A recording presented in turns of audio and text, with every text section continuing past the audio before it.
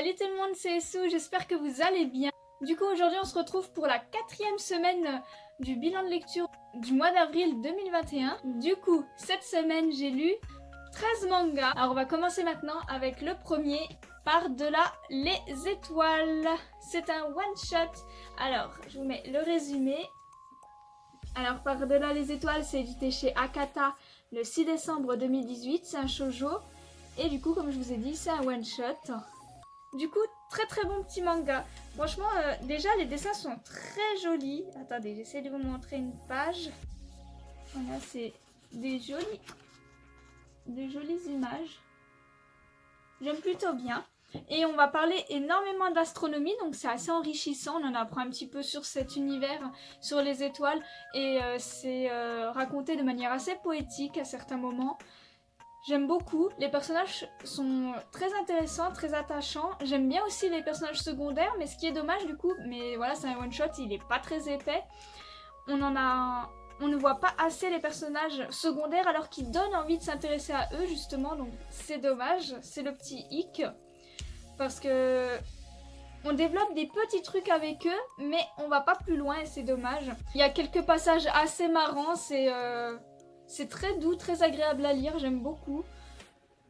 C'est un bon petit shoujo, mais après j'étais aussi frustrée de la fin parce que on finit le tome, on finit le manga et on se dit c'est tout, c'est fini, qu'est-ce qui se passe après? Après on suppose que le garçon a réalisé son rêve à la fin avec la dernière planche, mais du coup on aimerait bien quand même continuer de suivre leurs aventures, voir comment évoluent les relations, mais ça se fera pas parce que c'est un one shot, voilà tout simplement. Mais très bonne lecture, très agréable, très douce. J'ai beaucoup aimé. Ensuite, on a l'intégrale en 5 tomes de Bless You. Je vous montre les couvertures.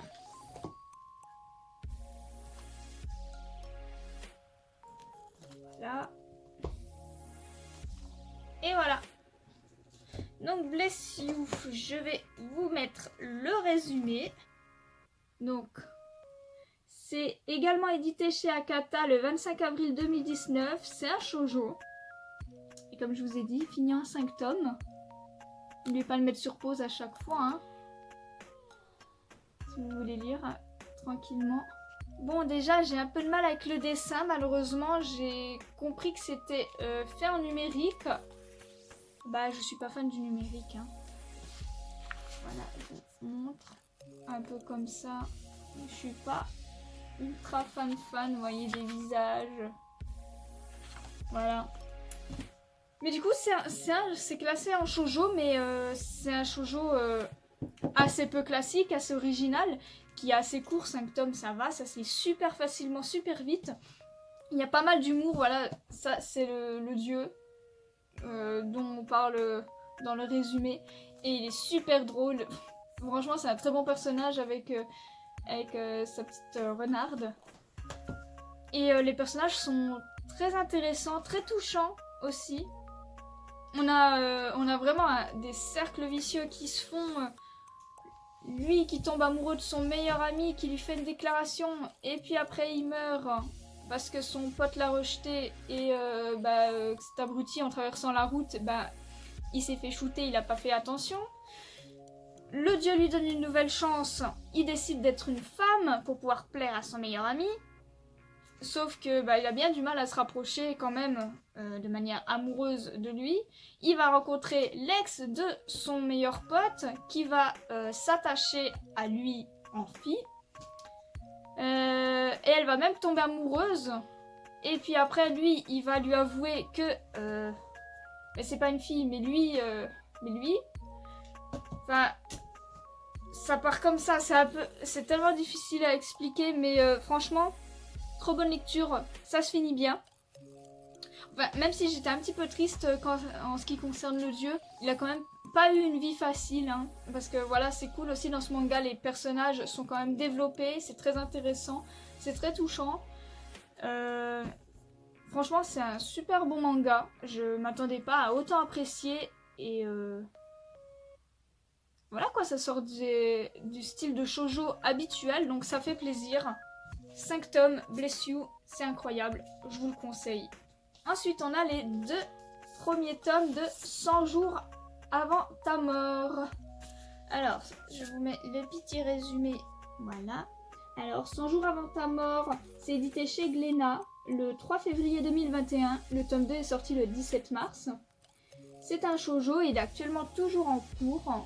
Donc, j'ai très hâte d'avoir la suite parce que c'est un très bon manga. Les dessins sont trop jolis. C'est agréable à regarder. Un plaisir pour les yeux. Ouais, j'aime beaucoup. Les personnages sont très attachants, très mignons. Parfois un petit peu naïfs et un peu niais. Mais voilà, c'est des enfants. Et du coup, notre cher Taro a ce pouvoir un petit peu surnaturel de pouvoir voir la mort des gens quand il leur reste 100 jours maximum. Et c'est super triste, vous imaginez avoir ce pouvoir, voir vos proches soudainement avec ce compteur et le voir descendre sans rien pouvoir faire, c'est super triste. C'est plutôt assez bien abordé. Et ce qui est bizarre, c'est que quand il fait battre le cœur du coup de Umi, et ben son compteur évolue ou baisse en fait en fonction de ses émotions. Donc c'est assez intéressant. J'ai très envie de voir la suite. Le tome 1 était un petit peu longuet dans le sens c'était un peu niais. On avait du mal à voir où est-ce qu'on voulait en venir en fait parce que voilà, c'était l'introduction, mais le tome 2 était vraiment sympa et la fin du tome 2 m'a vraiment hype pour le coup. On apprend un peu sur plein de personnages. Et du coup, il nous laisse sur un cliffhanger de malade, donc j'ai très hâte d'avoir la suite.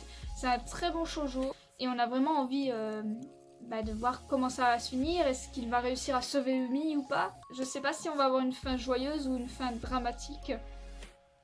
On verra bien. Ensuite, j'ai Océan Colored Polaris. C'est un one-shot. Je vous mets le résumé. Donc, c'est un one-shot édité chez Chato le 29 janvier 2021 et c'est un shoujo également. Alors, je vous dis tout de suite, j'étais attirée par la couverture et puis l'arrière m'intéressait plutôt pas mal. Ben voilà, ça parlait de sujets assez sensibles et de sirènes, donc le mélange était assez spécial. J'avais pas calé, mais on a une très jolie couverture réversible. Donc voilà, elle est super jolie, j'adore les couleurs. C'est cool, j'aime beaucoup les couvertures réversibles. Et du coup, alors c'est un one shot et il traite de sujets assez sensibles. On parle de suicide, d'harcèlement, d'humiliation, de mauvais traitements, hein, d'amour, d'homosexualité. Il y a énormément de sujets abordés dans ce manga, mais je trouve que c'est pas assez poussé malheureusement. Il y aurait eu moyen de faire quelque chose de vraiment incroyable. L'histoire avait un potentiel vraiment incroyable et ça n'a pas été assez poussé à mon sens. Je veux dire, voilà, ça a été un petit peu annoncé comme un one shot, mais au final l'histoire principale se finit à la moitié du tome, même pas, et après on se tape 3 histoires bonus. Donc il y a des histoires qui sont sympas parce qu'on en apprend un tout petit peu plus sur la sirène et comment il est tombé amoureux, tout ça, et comment il a déjà rencontré l'héroïne de l'histoire principale plus jeune. Mais les autres histoires, j'ai eu du mal à accrocher. En fait, j'avais vraiment envie de découvrir la suite de cette histoire, quoi, qui finit de manière frustrante, je trouve, encore également. Et on n'en apprend pas suffisamment sur notre sirène, du coup. Enfin, c'est assez dommage parce que ce manga, il avait un potentiel incroyable. Après, ça reste sympa à lire, hein, ça se laisse lire, c'est sympa. Les dessins sont plutôt jolis en plus. Voilà, ils sont plutôt cool, les dessins. Hein. Mais je suis frustrée. Cette fin était un peu trop rapide, un petit peu trop simple, trop facile. J'aurais vraiment voulu voir en fait l'histoire vraiment se développer, soit dans ce one shot entièrement, en enlevant les histoires bonus et en essayant de les intégrer en fait, on va dire, à l'histoire principale via des flashbacks ou autres, ou de manière racontée, ou encore faire plusieurs tomes parce que vraiment du coup je suis frustrée et les histoires secondaires je m'en suis Pour celles qui ont pas énormément de rapport avec nos deux personnages de base, je m'en suis un petit peu tapé la nouille parce que j'avais vraiment juste envie de voir leur histoire et j'étais frustrée.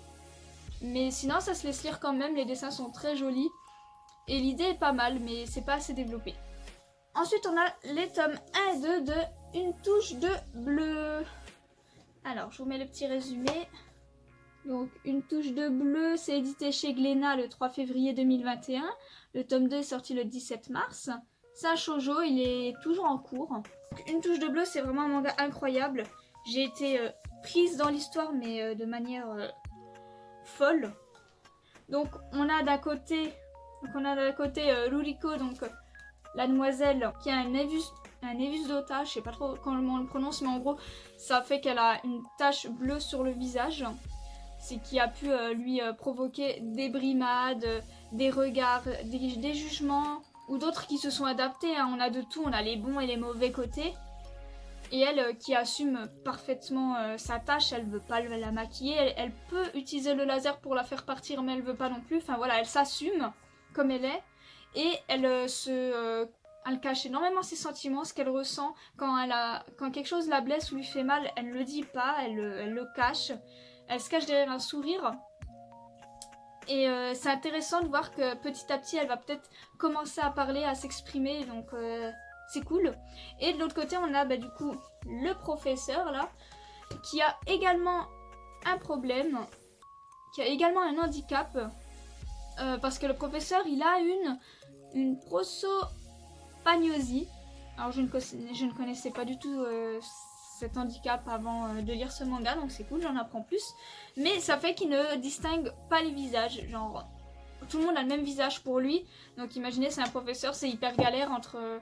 Alors on voit qu'il galère la plupart du temps entre... surtout pour reconnaître les professeurs, parce que les élèves ont certaines choses assez distinctives, genre ils se fient à la coupe de cheveux, la façon de marcher, de parler, la voix.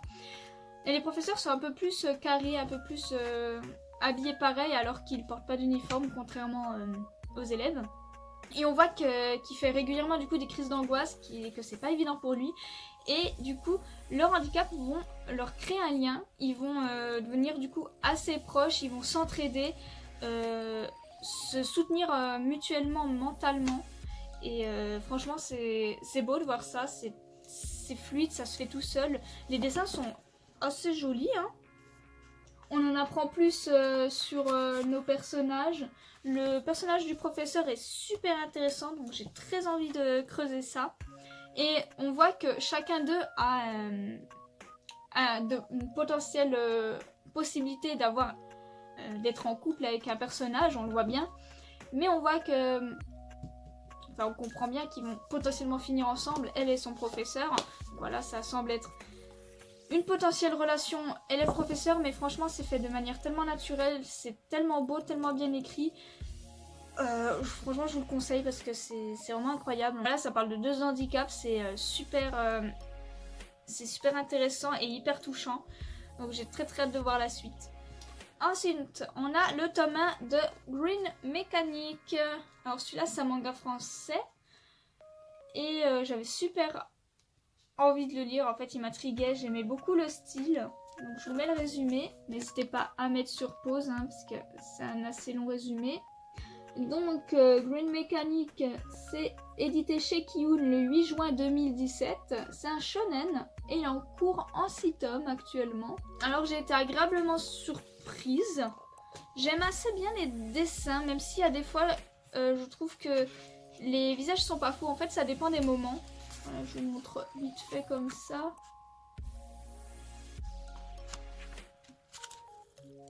Voilà. C'est vraiment sympathique. C'est un univers qui fait très steampunk. C'est très intéressant. On a notre héroïne du coup qui va trouver un robot morphing. Elle va le réparer on va dire et le garder auprès d'elle. Elle va lui demander de prendre l'apparence de son meilleur ami disparu.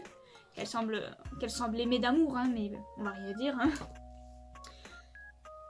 Et du coup, tous les deux, ils vont se retrouver à devenir amis avec deux personnes qui se font appeler qui sont appelés les renforts et qui disent être là pour aider un petit peu la population.